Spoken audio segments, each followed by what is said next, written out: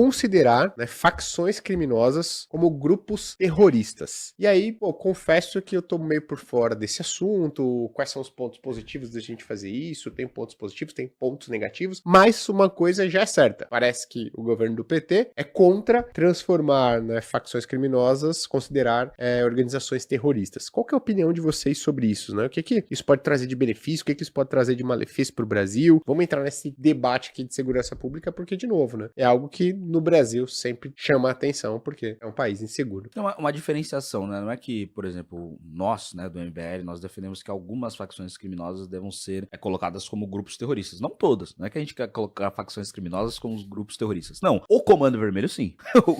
O Comando Vermelho não é uma facção criminosa. O Comando Vermelho é um grupo terrorista, né? O que é um grupo terrorista? É um lugar por ideologia ou por outras motivações que ele pega um território específico e ele tenta emoldurar ou tenta manipular a opinião pública ou o próprio Estado ao que ele quer fazer. Ou seja, o Comando Vermelho quer fazer? Ele quer dominar alguns territórios, né? E nesse território ele impede a ação do Estado, ou seja, ele coloca uma barricada lá. Quando a gente discute a lógica da barricada, a gente acha que a barricada é apenas para a polícia não adentrar num complexo da Maré, da Penha. Não é só isso, né? Ela impede a entrada do SUS, ela impede a entrada de uma viatura quando um homem bate numa mulher, ela impede a entrada de vários serviços do Estado, ou seja, tem um pedaço do território brasileiro que não é do território brasileiro, né? Ou seja, a educação no Complexo da Maré não tem a liberdade de cátedra, né? Porque o Complexo da Maré é dominado pelo Comando Vermelho, eu acho que um professor de história não vai poder contar os malefícios do Comando Vermelho no Complexo da Maré, porque ele sabe muito bem que saindo da escola tudo pode acontecer com ele ou com a família dele, ou seja, tem um pedaço gigantesco do Rio de Janeiro, vários lugares do Brasil também, do Rio de Janeiro, que não é dominada pelo Estado do Rio de Janeiro. E quando o Estado do Rio de Janeiro vai lá e fala, ó,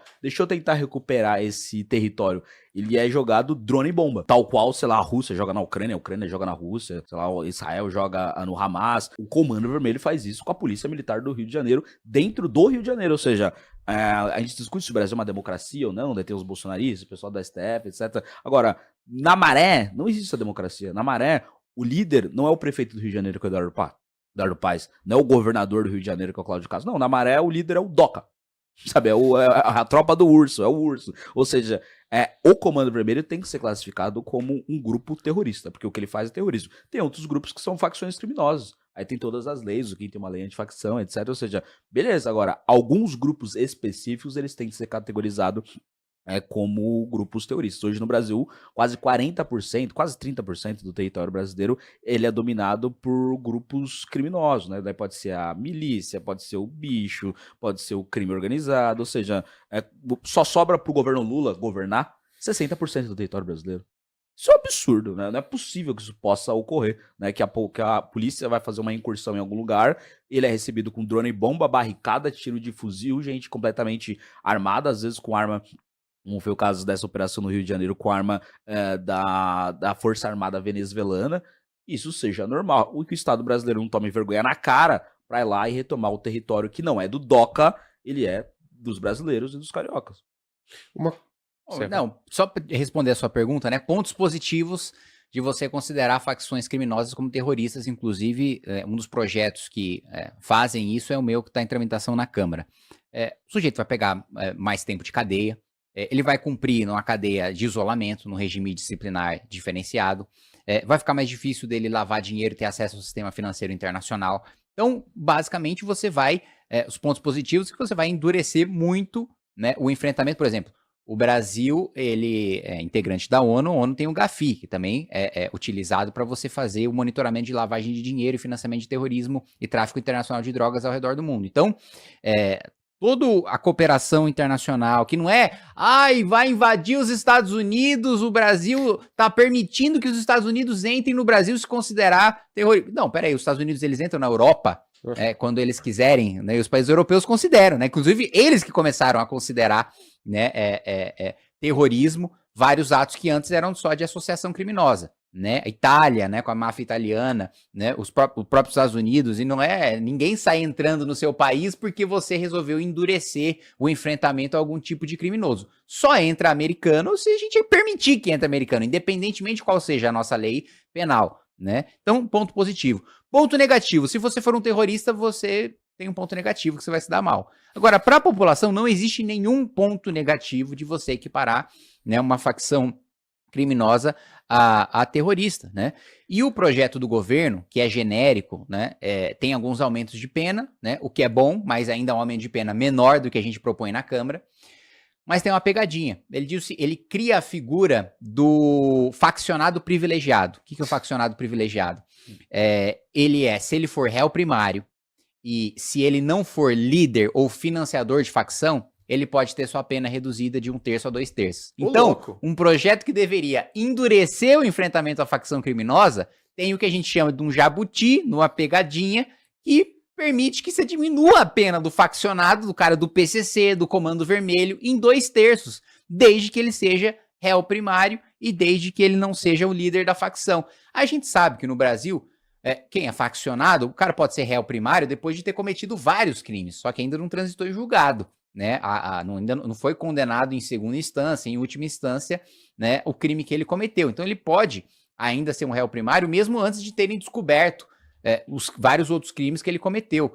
Reparem que quando você diz que tem abatimento de pena para quem não é líder, você está dizendo que a maior parte dos faccionados vai ter abatimento de pena. Sim. Porque a maioria não é líder, né? Tem mais índio do que cacique. Então, obviamente, você está afrouxando o enfrentamento para a maior parte. Acho que da onde você menos espera é de lá que não sai nada mesmo, né? Ou seja, eu espero exatamente isso do governo Lula, né? Ou seja, burrice.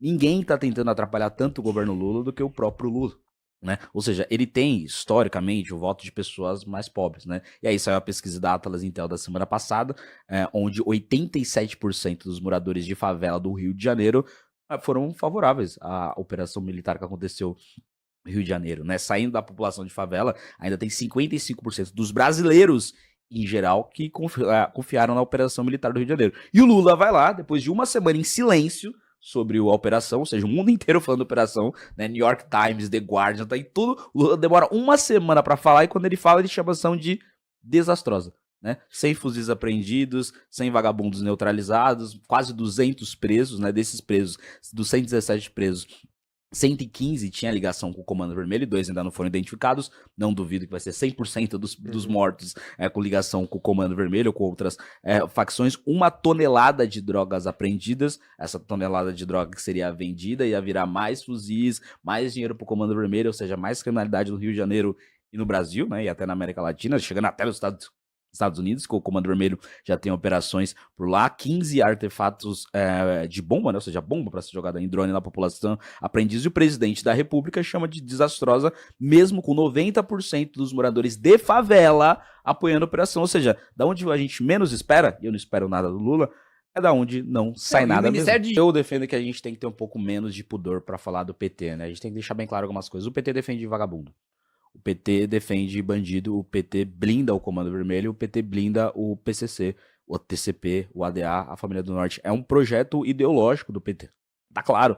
Já não é tipo, nossa, o Ministério dos Direitos Humanos, que agora é Macaé Evaristo, né, que foi investigada por desviar dinheiro da educação, quando ela foi secretária de Educação de Belo Horizonte, ela foi premiada com virar ministra do governo Lula, né? Porque o anterior tinha assediado outra ministra. Foi a Aniele Franco. E até agora o Lula não falou nada mal do Silvio Almeida, né? Aniele que cresceu, por causa, o grande cargo dela, né? É ser irmã da Marielle, né? Tipo, o currículo da Aniele, sua irmã da Marielle. E com a morte trágica da irmã, ela foi colega de uma ministra que tinha apoio de miliciano, que era Daniela do Vaguinho.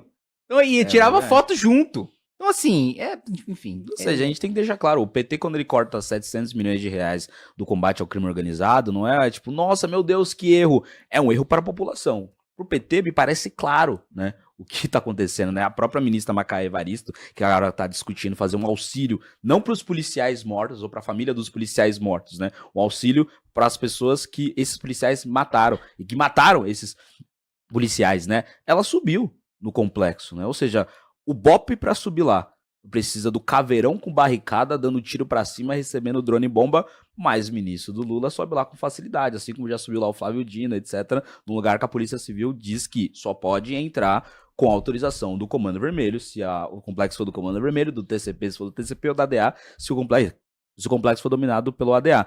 Nesse lugar, o ministro do Lula subiu com alta facilidade. Ou seja, quando a gente vê, é uma política ideológica do Partido dos Trabalhadores, Você essa me lembrou de defesa outra coisa. dos vagabundos. O Macedo, ministro da Secretaria-Geral da Presidência, que foi demitido agora para dar lugar pro Boulos, olha que humilhação.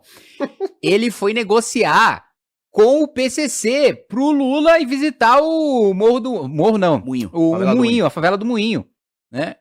Pelo amor de Deus, gente, um ministro de Estado negociando com um crime pro presidente da República pisar num território brasileiro. Desculpa, meu. Se eu sou presidente da República, eu vou pedir licença, eu piso no Brasil inteiro. Não tem ninguém que vai, eu vou pedir licença. Desculpa, meu, que sou presidente. Eu vou...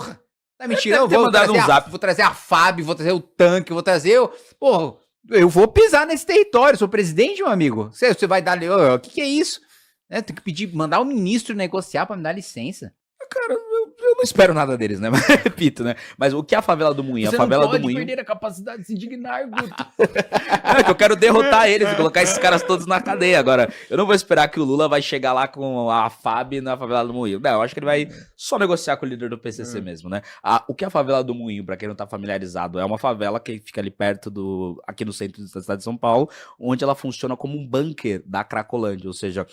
Ela fica perto da Cracolândia, o PCC coloca as drogas lá na favela do Moinho e distribui pra Cracolândia, né? Por isso que o governo Tarcísio, o governo de São Paulo, tá tentando desmobilizar a favela do Moinho, né? E o Lula foi lá, onde a Polícia Civil diz que, só pode entrar na favela do Moinho, sobretudo autoridades, né? Policiais, políticos com autorização do PCC. E o Lula foi visto lá dentro com a Janja, né? Ou seja, todo mundo falou, É que ele foi visto. Ele foi lá, filmou. Se reuniu.